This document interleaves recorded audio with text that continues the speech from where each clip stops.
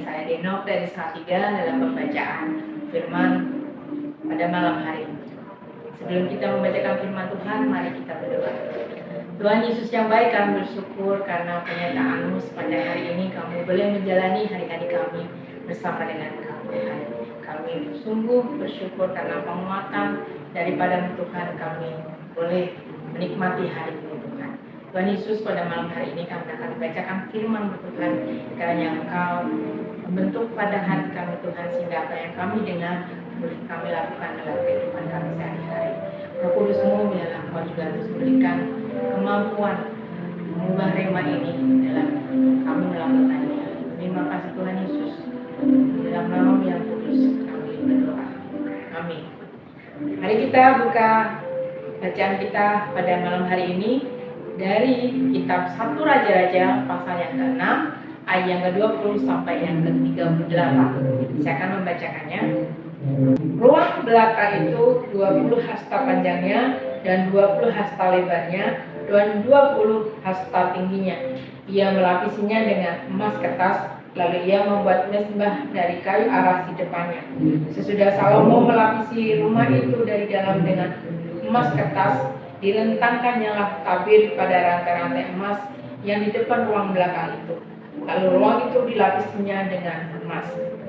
Seluruh rumah itu dilapisinya dengan emas, ya, rumah itu seluruhnya. Juga seluruh mezbah yang di depan ruang belakang itu dilapisinya dengan emas.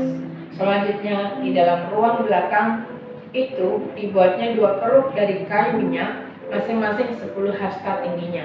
Sayap yang satu dari kerub itu 5 hasta panjangnya, dan sayap yang lain juga 5 hasta.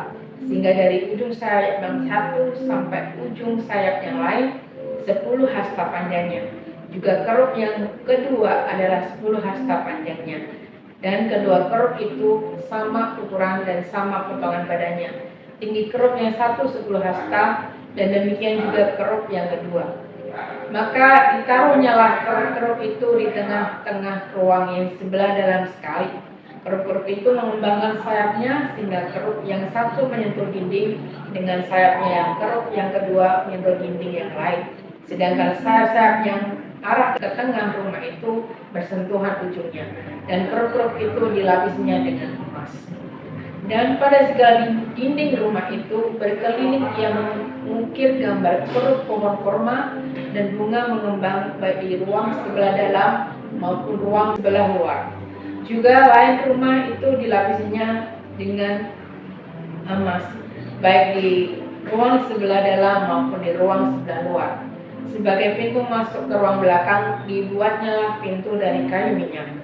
Ambang dan tiangnya merupakan segi 5. Pada kedua daun pintu yang dari kayu minyak itu ia mengukir gambar kerub, pohon korma dan bunga mengembang, kemudian dilapisinya dengan emas. Juga pada kerub dan pada pohon korma itu disalutkannya emas.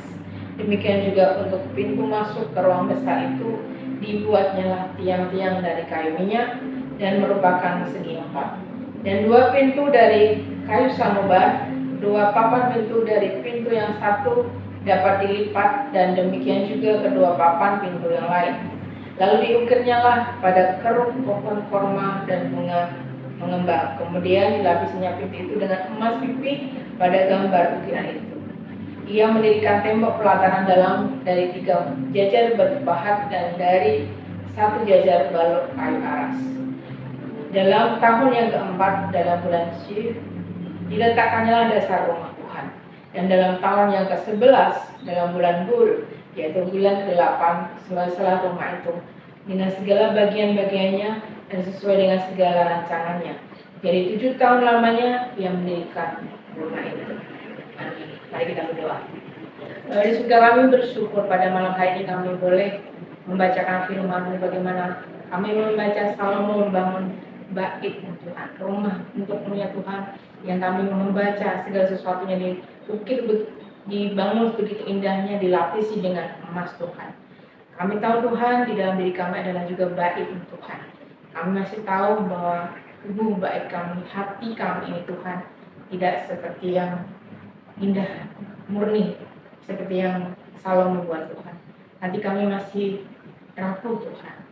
Pada pembacaan hari ini Tuhan, kami diingatkan bagaimana Salomo mempunyai impian bait suci yang begitu murni dan indah dan berharga seperti emas adanya Tuhan.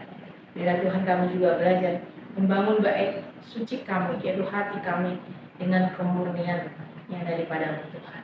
Ajar kami Tuhan untuk melakukan yang terbaik di hadapan-Mu, memberikan yang terbaik di hadapan Tuhan, dengan melakukan segala yang berkenan di hadapan. Terima kasih Tuhan untuk firman-Mu hari ini, karena kami boleh mengaplikasikannya dalam kehidupan kami. Dalam nama Tuhan Yesus kami berdoa. Amin. Firman-Mu pelita bagi kakiku, terang bagi jalanku.